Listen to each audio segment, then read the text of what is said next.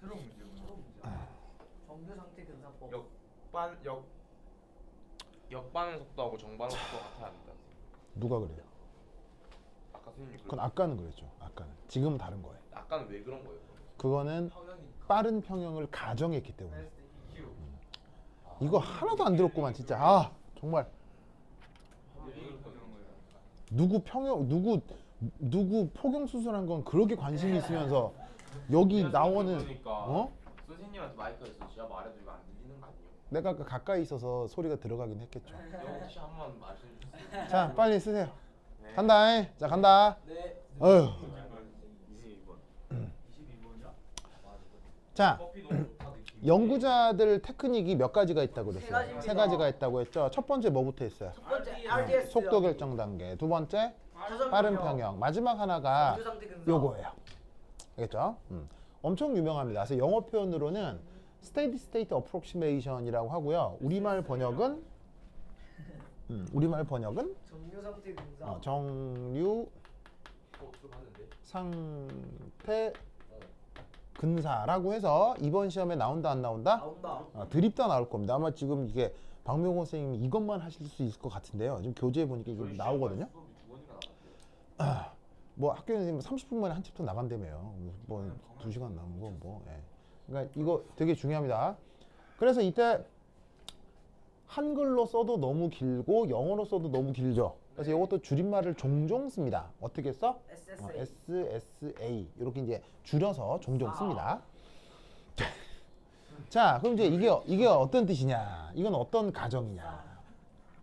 자, 다시 한번 얘기하지만 이 모든 테크닉들은 가정입니다. 가정. 그래서 이렇게 하면이란 뜻인데 어떻게 하겠다는 얘기냐면 어떤 특정 중간체, 뭔 체? 어떤 특정 중간체에 대해서 하는 가정입니다. 어떤 가정이냐면 그 중간체의 농도가 아주 일정할 거다. 반응이 시작되면서부터 끝날 때까지 아주 일정하게 유지될 거다. 라는 가정을 정류상태 근사라고 합니다. 아시겠죠? 근데 이제 사실은 더 중요한 건 일정하긴 일정한데 저농도로 일정하다라는 게 이게 수학적으로 아주 중요하거든요. 근데 이제 저거에 대해서는 아마 학교 선생님이 별 언급을 하진 않았을 거예요. 이건 이제 수학적 이해를 해야 이게 무슨 의미인지는 알 텐데 보통 이거 잘 모르기 때문에 보통 농도가 일정하다라고만 하는데 실제로는 일정한 게 그냥 일정한 게 아니라 저 농도여야 일정할 수 있어요. 이게 수학적 관계가 있는데 뭐 그건 이번 시험에 안 나올 테니 그냥 일정하다 이렇게 생각합시다. 알겠죠? 그러면 이 정류 상태 근사의 대상이 되는 건 보통 누구냐면 바로 레디컬 타입이에요. 라디칼. 자, 레디컬이 뭐예요? 라디칼 분홍. 레디컬. 동아리 하나 있는 거 터진다는 거니까. 뭐 하나가 없다고요? 하나밖에 없어. 하나밖에 없다고? 뭐가 하나밖에 없어요? 고리요 고리. 그런 게 예? 있었던 것 같아요. 뭐요? 무슨 많은 말이에요. 예? 뭐가요? 고리가 하나밖에 없네. 고리가 하나밖에 없다고? 고리가 뭐예요? 뭔 소리야? 아까 알칼리인가? 아닌데? 자, 알케인. 레디컬의 뜻이 뭐냐면 바로 너무 맛있다. 홀전자 화학종을 레디컬이라고 합니다. 아 맞다. 전자가 뭐가 있는 거? 홀전자. 전자가 쌍이 아니고 점으로 콕 혼자 있는 거 있죠? 그걸 홀전자라고 하잖아. 영어로는 론페어라고 하는데 그 론페어 일렉트론을 가지고 있는 전자를 레디컬이라고 합니다. 아시겠죠? 네. 그 다음 두 번째 호소 기질 복합체. 바로 효소기질 복합체라는 표현이 있거든요. 이거 보이세요? 이거 이제 또 좀 이따 할 건데 이거 사실 그 1학년 때는 잘 안 하는 건데 박명호 교사 이제 프린트에 나와서 할 겁니다. 자, 뭐냐면 저 뜨거운 물 좀 더 받아오나요? 왜 저기 저 주전자에 있어. 주전자에 있어. 추워서. 그래. 저 애기 났어요. 뭐 몸이 추워 죽기. 그래.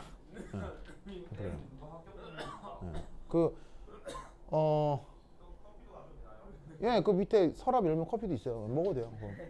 그거 애기 놓고 나면 따뜻하게 몸조리 하잖아요. 네. 그거 비슷한 것 중에 하나가 그 내시 되려고 거세하고 나면 몸 따뜻하게 해야 되거든요. 오. 그거 아세요? 어디요? 그 조선시대 때 거세 하잖아요. 그거 이거 내시 되려고. 그럼 그거 이제 자르고 나면 그 엄청난 외과 수술이잖아요. 네. 그 외과 수술 성공률이 어느 정도? 어떻게 짜요? 예? 민호 어떻게? 칼로 자릅니다. 민호 어떻게? 예, 칼로 자릅니다. 예, 그냥 칼로 자릅니다. 화학 사이. 예. 근데 그 때가 조선시대인지라 외과 수술 기술이 좋았겠어요. 안 그래, 좋죠. 그냥 그때는 항생물질학도 없을 때이기 때문에 그러니까는 이제 외과 수술 성공률이 한 35%에서 40%? 그럼 실패한다는 얘기는 죽어요. 폐혈증으로 죽는다는 얘기예요.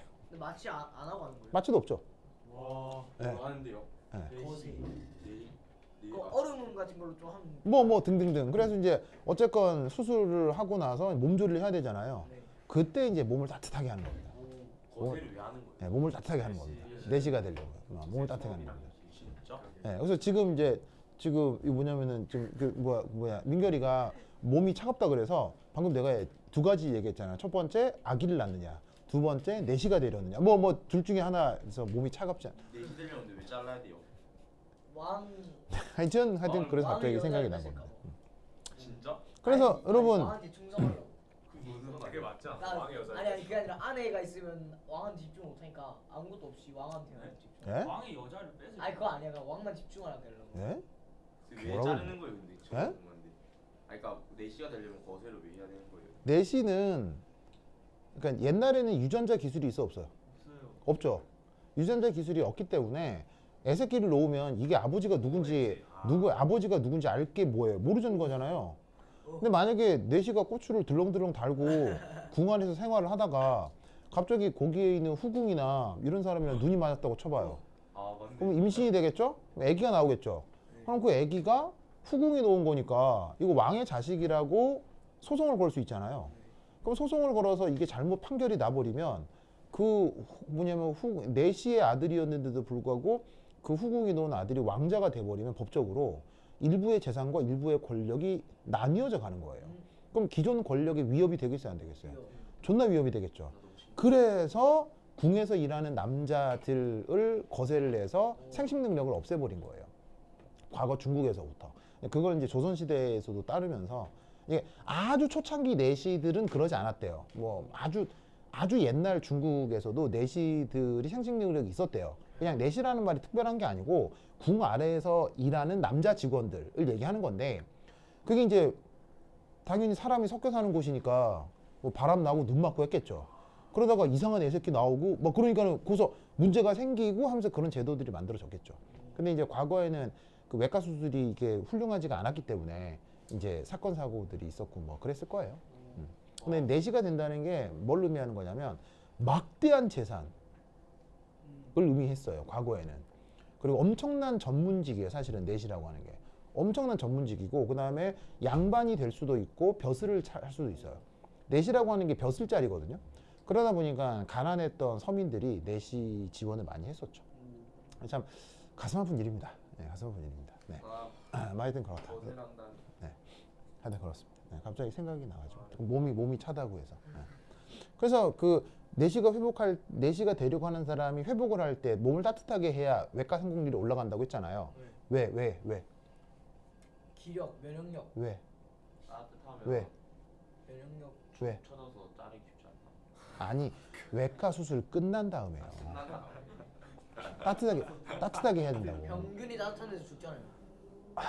비슷한데 지금 우리가 하고 있는 내용하고도 관계가 있죠. 저 역반 호소 기질 복합제가 많이 형성됩니다. 바로 잘 돼요. 호소 기질 복합제가 많이 형성돼요. 온도가 올라갈수록 반응 속도가 어떻게 되죠? 빨라져요. 빨라지죠. 그러면 회복이라고 하는 것도 화학적으로 보면 반응 속도죠. 네. 그러니까는 온도가 올라가야 이게 외과 수술을 한 곳의 회복 속도가 빨라지기 때문에 따뜻하게 만들어주는 제가 거예요. 맞췄어요, 맞죠? 무슨 말 알겠어요? 그러니까 지금 하는 거하고 관계가 있다 이런 얘기인 거죠. 근데요, 네. 얼음 찜질하면 회복 속도가 더해져요. 얼음찜질을 하는 거는 그 외과 수술 초반에 뭐냐면 그 예를 들면은 삐거나 다칠 때 그러니까 막 축구하다가 갑자기 탁 삐었어요. 초반에 뭘 해야 되냐면 얼음찜질을 해야 돼요. 왜냐면 초반에는 얼음찜질을 하는 이유는 그 따뜻하게 되면 혈관이 열팽창을 하면서 약간 부풀어 오르거든요. 그럼 열팽창을 하다 보면 찢어진 혈관 사이로 이 뇌출혈이 이루어지면서 모세혈관이 좀 더 찢어질 수 있어요. 뭐 심각한 건 아니어도.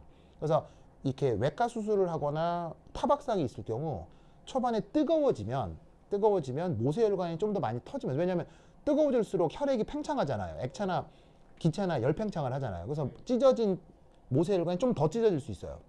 그러면 상처가 좀 더 심해질 수 있기 때문에 그래서 초반에는 그 다 외과적인 충격을 받았을 경우에는 초반에 차갑게 하는 거예요. 그래서 축구 선수들 시합 끝나자마자 맨 처음 뭐예요? 얼음 목욕하죠?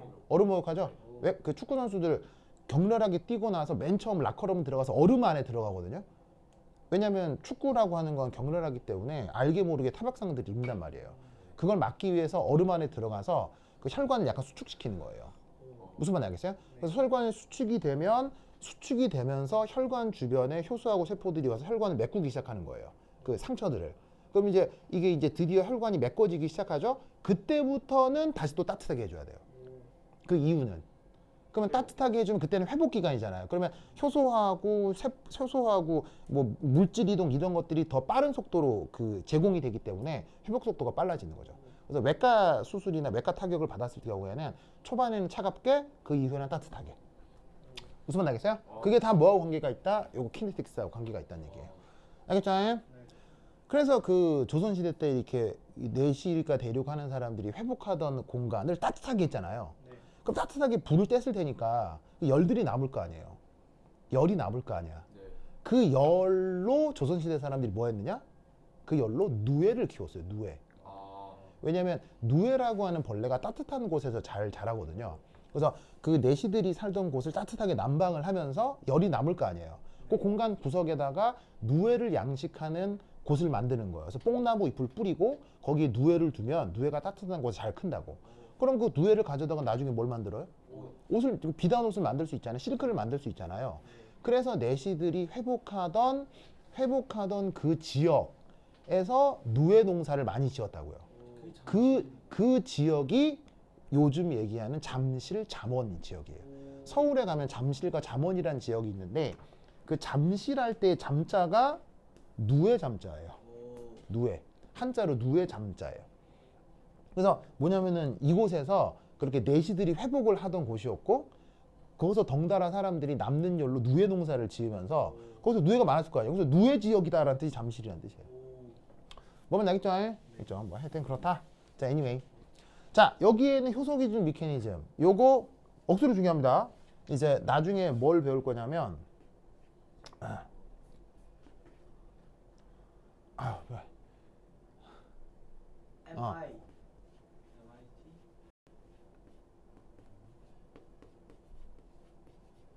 저 했는데. 마이클리스 멘텐 미케니즘이라고 하는 게 있거든요. 엄청 유명해요. 무슨 상을 받았다? 필즈상. 노벨상 받았습니다. 그래서 노벨상 받은 주제인지라 사실 중요한 게 맞습니다. 그런데 1학년 때는 잘 안 하는데 여러분 학교 선생님 프린트에 이게 덜렁 나와 있는지라 요거 곧 할 겁니다. 아시겠어요? 그래서 효소 반응, 효소 기준 미케니즘이라고 하는 곳에서도 이걸 쓸 텐데 그게 어떻게 적용되는지는 곧 보게 될 거고요. 여하튼 이 레디컬이 됐건 이런 것들이 됐건 이렇게 가정을 하면 쓰는 테크닉을 정리상태 근사라고 한다. 그럼 그 예시를 한번 살펴보도록 하겠습니다. 알겠죠? 자, 그래서 그게 어떤 문제냐면 내가 사용하고 있는 교재 어디냐? 304페이지에 이거 풀어볼 거야. 알겠죠? 풀어볼 거야. 자, 그래서 그 문제를 내가 이제 미리 써놨거든요. 자, 이렇게 써놨는데 그 영어로 돼 있어서 그냥 제가 바로 말로 설명을 드리면 영어가 좀 길어서 문제 설명을 바로 드릴게요. 전체 반응식이 나와 있어요. 그리고 미케니즘을 제안했어요. 근데 이 사람은 단계를 4단계로 쪼갠 거죠. 아시겠죠? 그래서 이 4단계를 가지고 이 반응 미케니즘을 분석해보라는 문제입니다. 아시겠죠? 그래서 문제의 구성은 단순해요. 그냥 반응식이 있고 미케니즘을 제안했고 분석해보라. 끝. 알겠죠? 자, 그런데 이게 제안이라는 게 정해져 있어요. 내 맘대로예요. 내 맘대로죠 뭐.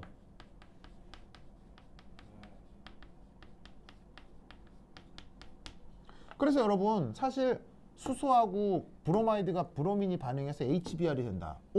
아까 이 반응 아까 앞에서 한 거예요, 안 한 거예요? 한 거예요. 한 거죠. 네. 그런데 이 동일한 전체 반응에 대해 제안을 모든 사람들이 똑같이 한다는 얘기예요, 다르게 할 수 있다는 얘기예요? 다르게 할 수 있다는 얘기예요. 무슨 말인지 알겠어요? 그래서 아까 앞에는 몇 단계였더라? 아까 앞에 21번 문제는 세 단계였을 거예요. 그죠? 맞습니다. 세 단계 반응이었고 그 세 단계 반응에 뭐라고 돼 있었냐면 빠른 평형과 속도 결정 단계라는 표현이 있었을 거예요. 그죠? 그래서 아까 미케니즘 상에서는 여기에다가 뭐 빠른 평형 이렇게 있었고 어디서는 슬로우 뭐 이런 표현이 있었잖아요. 네. 그런데 지금은 이 표현이 지금 있어요, 없어요? 있습니다. 없다는 거지. 없으면 빠른 평형 쓰면 어떻게 돼요? 아니요. 무조건 나가래요. 알겠어요? 없으면 속도 결정 단계 쓰면 돼요, 안 돼요? 무조건 나가래요. 무슨 말인지 알겠죠? 아시겠어요? 알겠죠? 그럴 경우 지금 이 사람은 빠른 평형도 아니고 속도 결정 단계도 아니고 이거로 가정을 했다라는 얘기인 거예요. 아시겠어요? 그럴 경우 이 반응을 어떻게 분석할 거냐. 알겠죠? 그러니까 아까도 얘기했죠. 무조건 문제에서 제시한 테크닉만 써야 돼요. 알겠죠? 근데 아까 빠른 평형이나 응. 속도 분산에 응. 이게 문제 페스트나 응. 슬로우 적혀있잖아요.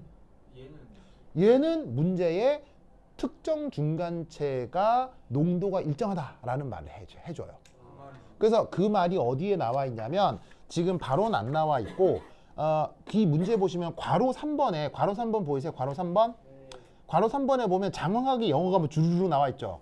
여기 읽어보면 나와요. 그래서 뭐 잠깐 보면 as hydrogen and bromine atoms are both short-lived species 찾았어요? 영어 문장? 네. 뭐 간단하게 해석을 해드리면 we can make the steady state approximation 이라고 돼 있잖아요. 네. 그러니까 이걸 쓴다는 얘기예요. 이 말이 꼭 있어야 돼요. 알겠어요? 네. 말이 꼭 있어야 돼요. 무슨 말인지 알겠죠? 알겠죠? 예. 그래서 이 말 때문에 이 테크닉을 쓰는 거야. 알겠죠? 그래서 이게 나오니까 어떻게 되냐 한번 해보자 이런 말이죠. 그래서 이제 새끼 문제 1번하고 새끼 문제 2번을 살펴볼 거예요. 그래서 새끼 문제 1번하고 새끼 문제 2번은 누구와 누구에 대한 얘기인 거냐면 바로 슈쇼, BR 요거에 대한 얘기예요. 네. 그럼 여러분 요 수쇼하고 HBR의 공통점 뭡니까? 수소하고 둘다 HBR이 중간체. 오, 바로 이 둘의 공통점은 바로 중간체구나. 중간체죠. 네. 자, 중간체인 걸 확인할 수 있는 건 자, 반응물 누구예요? H2BR2. 생성물 뭐예요? HBR이죠. 이 둘은 반응물인가요? 아니네요. 생성물인가요? 아니네요. 어떻게 돼요? 없다가 나타났다가 사라지죠. 중간체. 얘도 없다가 나타났다가 사라지죠. 그러니까 중간체. 알겠죠? 됐어요? 그리고 요 둘의 또한 공통점은 공통점이요? 응. 농도 변화가 없다. 물질적 공통점? 물질 속성적 물질 속성적 동통점? 뭐 쪽이요? 뭔 쪽이요? 이족이요? 1쪽인데 다시. 아 근데 1 아까 얘는 1족, 얘는 17족. 2족은 알칼리 토금속이죠. 2족이라니. 하나만 기억한다. 자, 요 둘의 공통점 하나만 기억. 칠판에 써 있죠. 원소 칠판에 써 있잖아요. HBR 중간체 칠판에 써 있어요. 요 둘의 공통점 칠판에 써 있잖아요. 요소 기질 컴플렉스.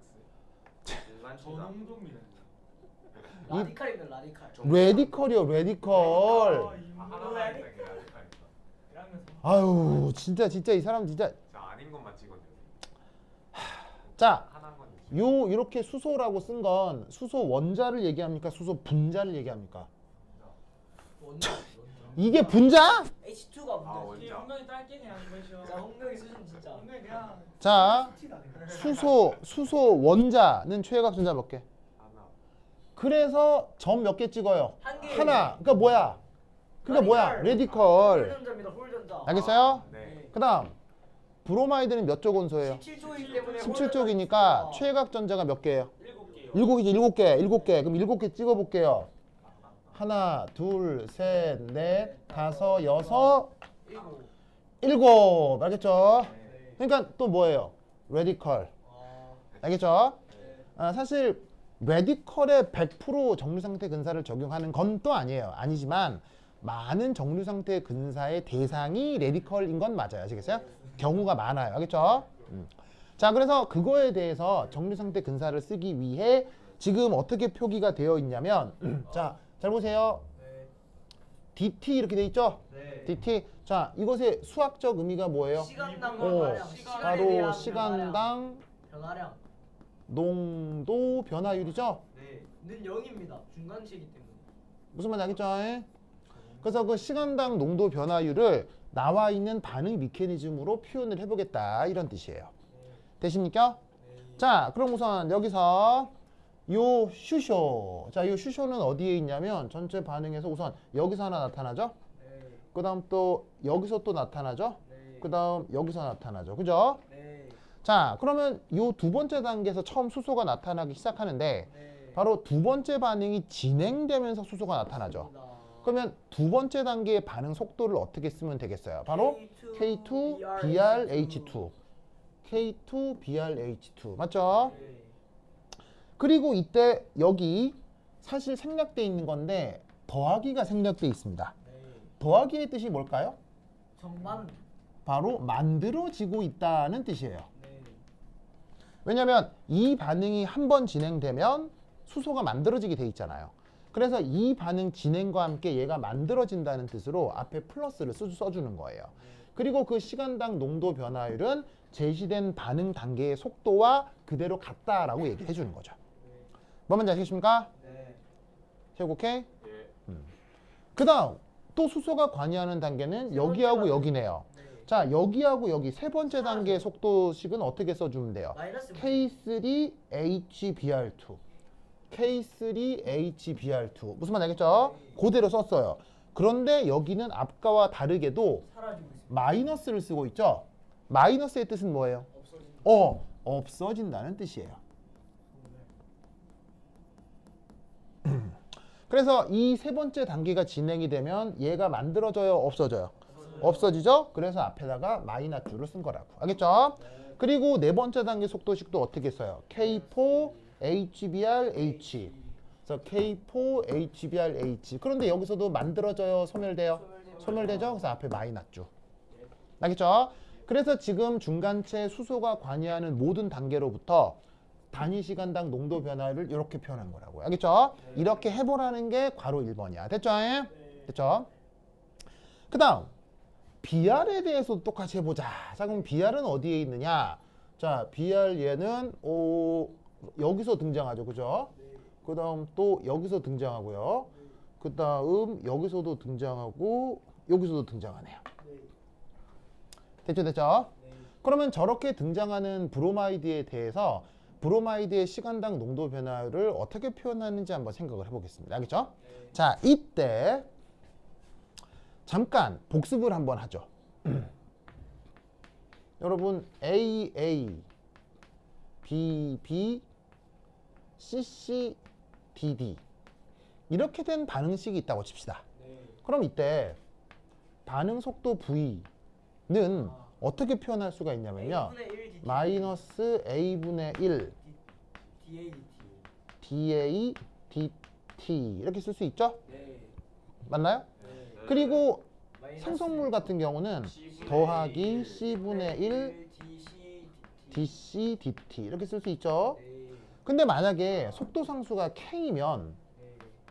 K에 대해서 A의 M승, B의 N승 이렇게 쓸 수 있죠? 네. MN이라고 써야지 AB라고 쓰면 곤란할 수 있어요. 만약에 얘가 단일 단계 반응이면 MN이 AB인 게 맞죠? 근데 단일 단계 반응이 아니라면 AB하고 MN은 같아요? 달라질 수 있어요? 달라질 수 있으니까 일반적으로 MN 이렇게 쓰는 거예요. 알겠죠? 그러면 이때 등호 관계 속에서 얘를 어떻게 쓰는 거예요? 마이너스 A K의 A의 M승, B의 N승 이렇게 써야 된다는 거 알겠죠? 그 다음 DB, DT에 대해선 더하기 CK의 A의 M승, B의 N승 이렇게 써야 되는 거 알겠죠? 이해했어요? 이해했어요? 네. 뭐하니? 네. 뭐하니? 그냥 껴봤습니다. 나 진짜 그거 끼고 지금 뭘 듣는 거예요? 안 들었어요. 네, 아무것도 방금 그냥 이어폰. 방금 이어폰. 원래 이래요. 진짜. 학교에서 선생님이 뭐라고 안 하세요? 학교에서도 가끔씩 끼고 있어요. 아니 그냥 선생님이 뭐라고 안 하시냐고. 네. 안 해요? 선생님들이 저보고 모범생이라고. 그래요. 알겠습니다. 알겠습니다. 좋아요. 자, 요거 요 의미 알겠어요? 네. 알겠어요. 자, 그러면 예를 들어 이 예시를 자 이게 좀 설명은 장황한데 한번 익숙해지면 금방 돼요. 근데 이게 초반에 이해를 시키려고 내가 설명을 드리는 거예요. 자, 예를 들어 그러면 이 첫 번째 단계를 예를 들어 볼게요. 첫 번째 단계. 첫 번째 단계를 BR2M 한 다음에 역반응도 아니고 정반응만 생각해 볼게요. 그냥 정반응만. 알겠어요? 정반응만. 그리고 이제 BR인데 BR이 몇 개 있어요? BR이. 두 개요. BR이 지금 두 개가 있잖아요. 아, 예. 이렇게 있잖아. 이렇게 된 거야. 첫 번째 단계만 생각해 볼게요. 그러면 이 반응만 존재한다고 생각하고 반응 속도 V를 어떻게 표현할 수 있느냐? 바로 얘는 생성물, 얘는 반응물이죠. 네. 반응물이니까 마이너스 DBR2 dBr2 dt는 얘는 생성물이죠. 생성물이니까 더하기 2분의 1의 dBr dt가 되겠죠. 네. 그런데 속도 상수는 K1이고 만약에 단일 단계라면 농도 곱그 해주면 되니까 이렇게 표기가 될 거란 얘기예요. 맞나요? 네. 그러면 여기서 어차피 2등호, 는 정의상 무조건 성립하는 거잖아요.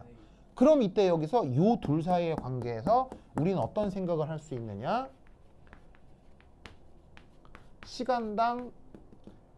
시간당 BR의 농도 변화율은 2를 이쪽으로 옮겨서 2배의 K1의 BR2M이라고 정의에 입각해서 써야 된다는 얘기인 거예요.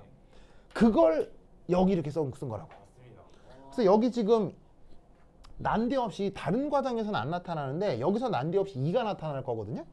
이 2가 어디서 나타나는 거냐? 이 정의에 속도론을 정의하는 정의에 입각해서 요 2가 여기 들어가는 거라고요. 이해하셨어요? 네. 이렇게 이해했어요? 네. 그리고 또 이제 이거를 편하게 생각할 때는 이렇게 생각할 수도 있는 거예요.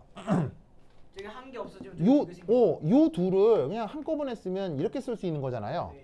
그러면 어떤 생각을 할 수 있냐면 이런 입자들이 하나씩 없어질 때 이런 입자들이 두 개씩 생기니까 이 녀석에 대한 시간당 농도 변화율은 제시된 반응 속도의 더블링이 될 거다라고 생각할 수 있다는 얘기죠. 네. 뭔 말인지 아시겠어요? 그렇죠. 그래서 이 BR이 첫 단계에서는 만들어져요, 소멸돼요? 첫 단계에서는. 생성됩니다. 첫 단계에서는 만들어지잖아요. 만들어지니까 이 앞에 부호는 뭐로 놓고? 플러스. 플러스로 놓고. 알겠죠? 그런데 이 첫 번째 단계는 이 문제를, 이 연구를 한 사람이 뭐도 가정하고 있어요? 역반응이요. 역반응도 가정하고 있죠. 그러면 역반응에서는 얘가 만들어져요, 소멸돼요? 소멸됩니다. 역반응에서는 소멸이 되죠.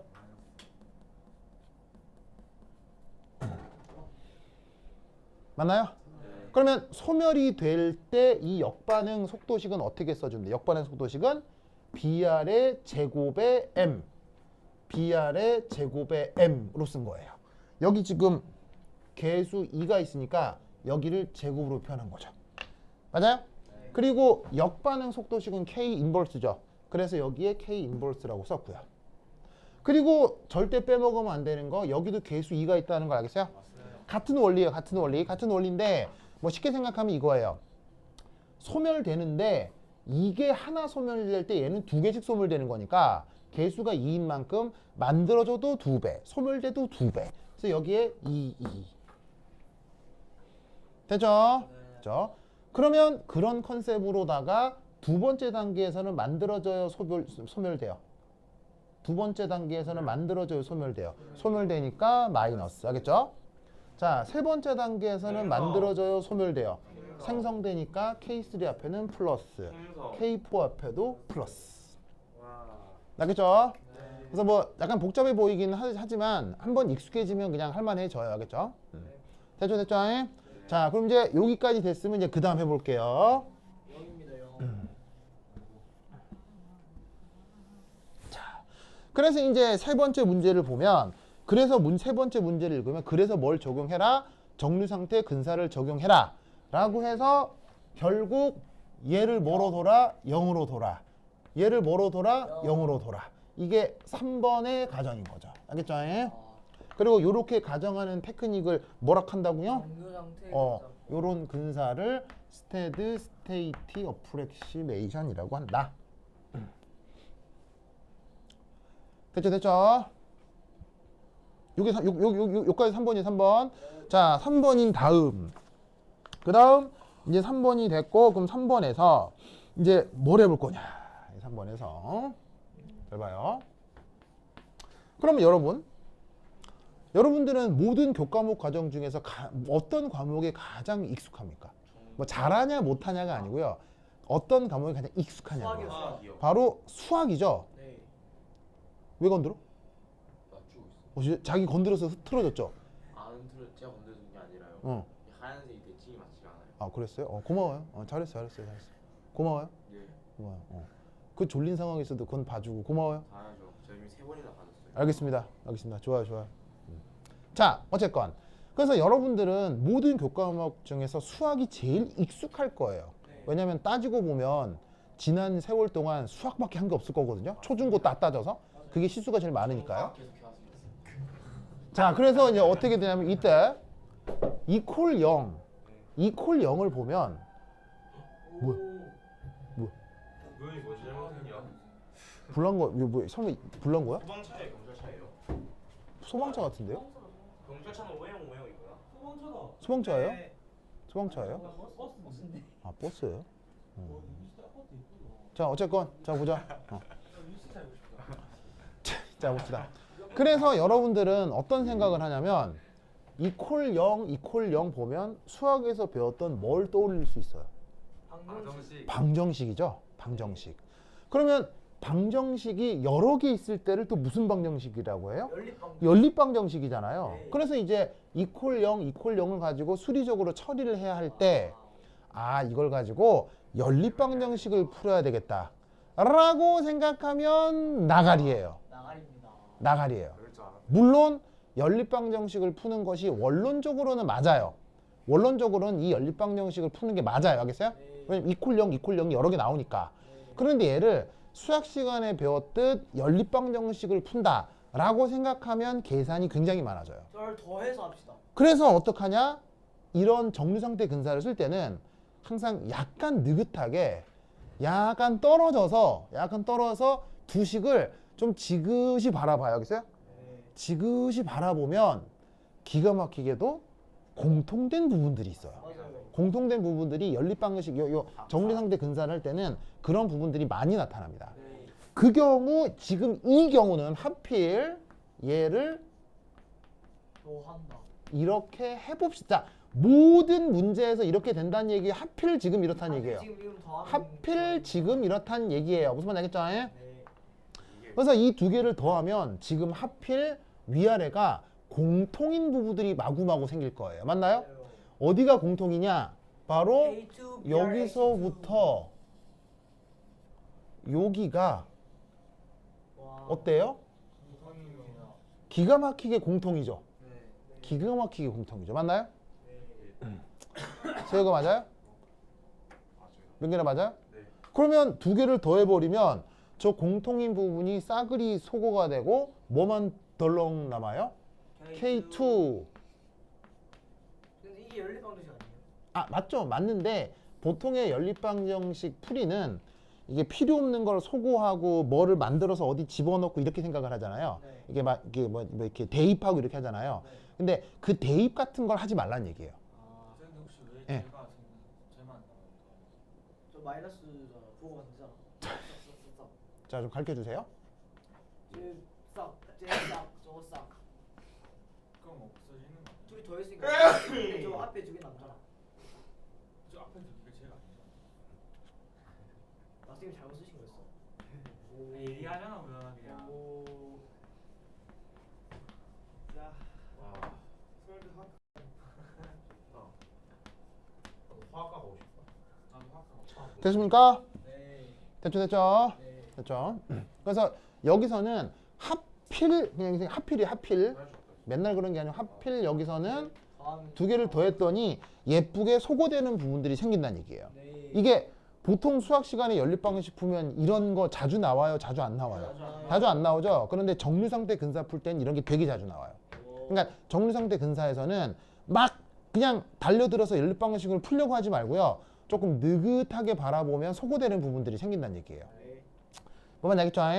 자, 그러면 어쨌건 더하긴 더했지만 이건 값이 얼마예요? 0. 이것도 얼마예요? 0이죠. 그럼 얘도 뭐여야 되겠어요? 0이겠죠 뭐. 와우. 알겠죠? 그러면 여기서 우리는 어떤 결론을 만들어낼 수 있냐면 K1 BR to N. 얘를 와우. 짜잔 요렇게 만들어낼 수 있다 이런 말이죠. 와우. 감동적이다. 같은 게 나. 됐습니까? 네. 됐죠? 요거 풀면 이렇게 되죠, 그렇죠? 네. 자, 그리고 아까 또 뭐라고 그랬었냐면 BR2의 속성은? 반응물. BR2의 속성은 반응물 혹은 생성물이라고 했죠. 반응물이나 생성물 등등 될 거고요. 그런데 얘의 속성은? 중간체죠. 왜 이렇게 표현하라고 했어요? 중간체를 중간체를 최종에서는 표기하면 안 되기 때문이에요. 그래서 중간체를 항상 반응물이나 생성물의 함수로 표기할 것. 아시겠죠? 됐죠? 자, 그럼 이때 여기서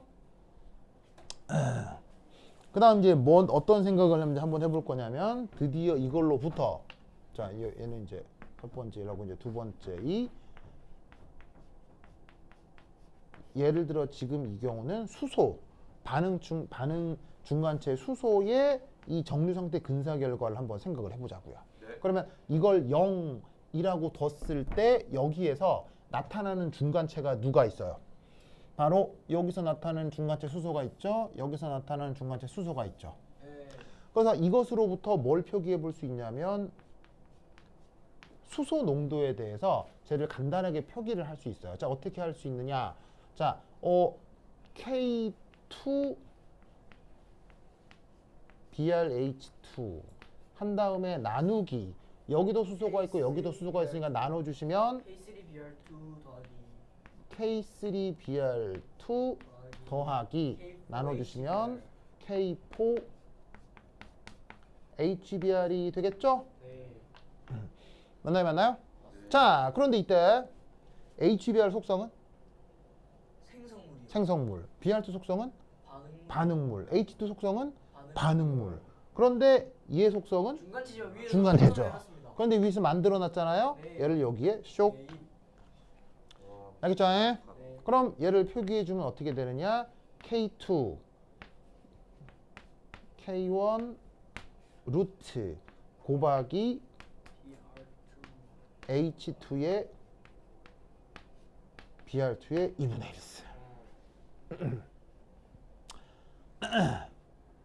되십니까? 네. 됐죠? 그리고 나누기 뭐 그대로 써주시면 되겠죠. K3 BR2 K4 HBr.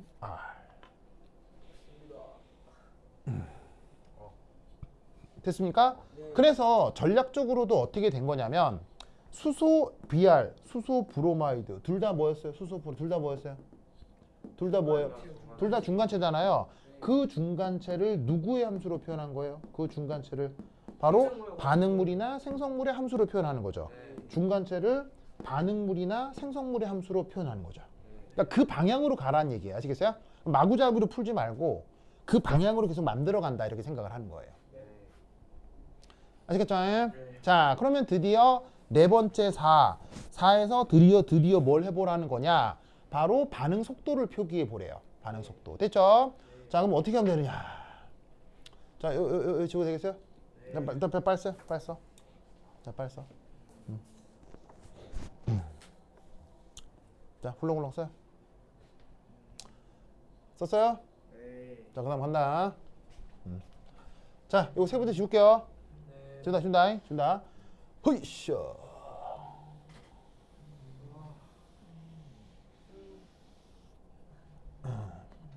네 번째. 자, 네 번째. 첫 번째 해볼 건 뭐냐면요. 바로 HBr. HBr은 누구임? 생성물이요. 생성물이잖아요. 요 녀석의 시간당 농도 변화율을 한번 또 표현을 해볼게요. 뭐 이건 어디까지나 테크닉이긴 하지만.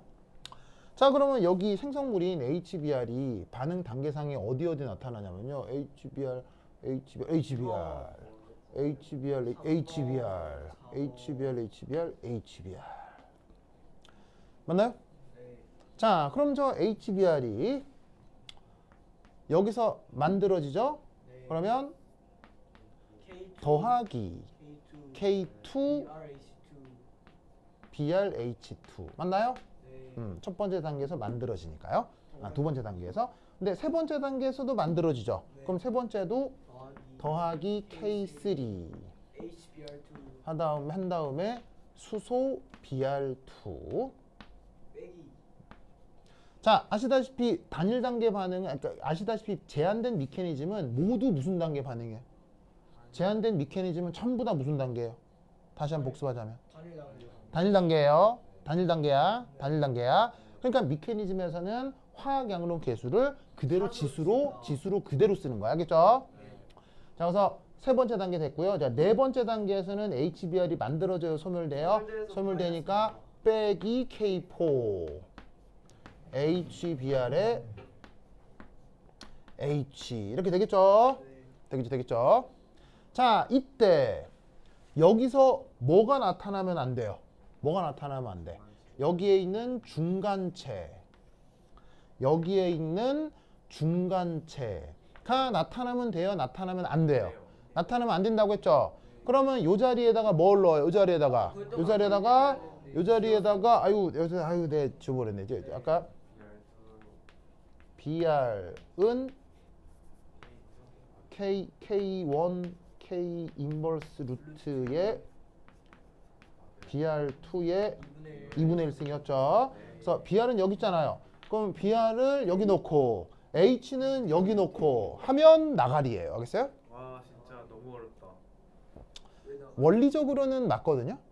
원리적으로는 맞는데 아까 내가 뭐라 그랬어요? 이 정리상태 근사에서는 조금 지그시 바라보라고 했죠. 지그시 바라보면 제일 위에 거랑 봐. 쓱쓱 때니 얘를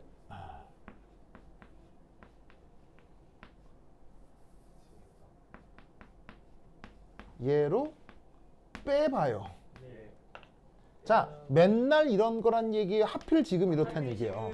하필 지금 얘를 빼면 놀라웠게도 공통된 부분들이 생길 거예요. EK3HBR2 어떻게 되냐면 여기에 있는 요거 똑같죠? 요거 똑같기 때문에 여기서 이걸 빼버리면 어떻게 된다? 요거하고 13 여기서 이걸 빼면 같은 요소가 요거하고 요거가 없어지죠. 뭐만 남아요? 얘만 남는다 이런 얘기죠. 뭐만 남겠죠?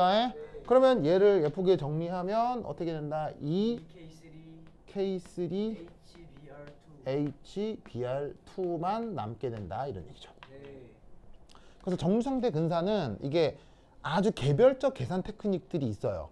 그러니까 그거를 분명 쉽게 찾을 수 있기 때문에 막 대입해서 해도 돼요. 해도 되는데 그러면 시간이 꽤 걸린다는 거 알겠죠? 그러니까 그것보다는 조금 지그시 바라봐요. 그래서 지그시 바라보면 꽤 금방금방 계산을 해낼 수가 있습니다.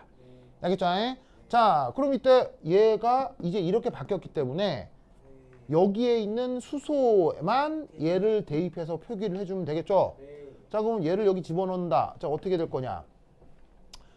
요 자리에다가 얘를 그대로 집어넣으면 되니까 어떻게 될 것이냐? 바로 2배의 K2, K3, K1 루트 곱하기 H2의 BR2의 여기 1승이 하나 더 있고 한 번 더 곱해줘야 되니까 2분의 3승이 되겠죠. 요 곱하기 1승이니까요. 그래서 1승 얘 2개 곱해줘서 2분의 3승이 되겠죠. 맞나요?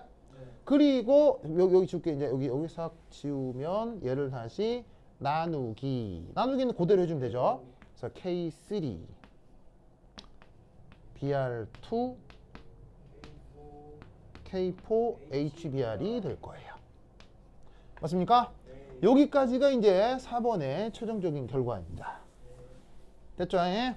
자, 그런데 어차피 이건 뭐예요? 여기요. 어차피 이건 여기잖아요. 그럼 결국 시간당 HBr의 농도 변화율을 요렇게 표기를 한 거예요. 됐죠? 그러면 드디어 이 전체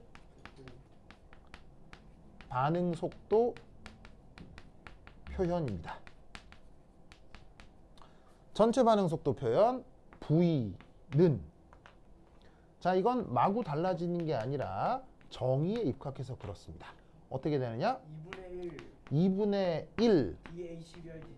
DHBr dt가 돼야 되죠? 네. 왜냐? 요 2분의 1은 어디서 온 거예요? 화경 개수. 여기서 온 거죠. 저게 속도론의 정의죠. 네. 그럼 요 자리에다가 뭘 넣으란 얘기예요?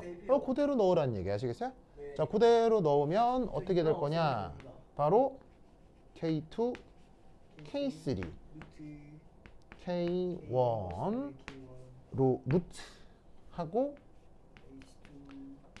H2 H2의 BR2의 2분의 3승 나누기 K3 BR2 K3BR2 더하기 K4HBr이 되는 거죠. 됐죠? 이것이 전체 반응 속도입니다. 무슨 가정을 한? 정류 상태 근설을 한. 아시겠죠? 네. 자, 그거 빨리 쓰세요.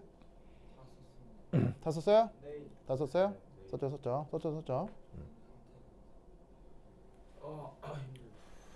자, 아직 안 끝났어요. 아직 안 끝났어. 잘 봐.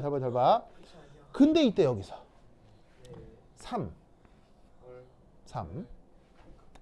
초기 조건을 초기 조건이 한번 분석을 해볼게요. 자, 여러분, 초기 맨 처음 시작할 때는 얘가 얼마일까요? 0이요. 없었겠죠. 네. 생성물이니까 없었을 거 아니에요. 네. 그럼 이 식에다가 초기 조건에서는 어떻게 하라는 얘기예요? 얘를 없애면 된다는 얘기죠. 네. 그럼 없앤 걸 초기 속도라고 해보자 이런 말이에요. 네. 그러면 없애면 어떻게 되겠어요? 약분이 되겠죠? 그럼 이것도 약분이 되겠죠? 그럼 어떻게 될 거냐면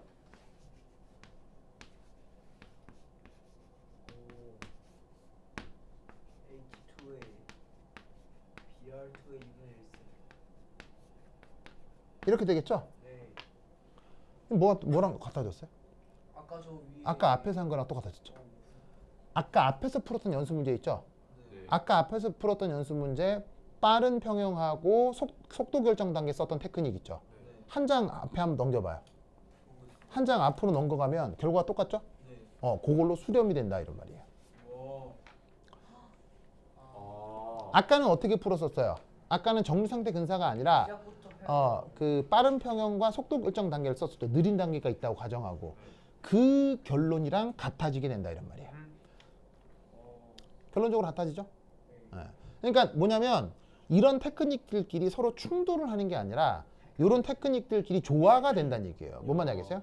그러니까 관점에 따라서 이렇게 분석할 수도 있고 이렇게 분석할 수도 있다는 얘기인 거예요. 뭔 말인지 알겠죠? 알겠죠? 그래서 이렇게 분석하는 것을 정류 상태 근사라고 한다. 됐습니까? 네. 오케이, 됐다. 그러면 한 10분 쉬었다 하도록 하겠습니다. 화장실 갔다 오세요. 11시 22분 1시간 남았다.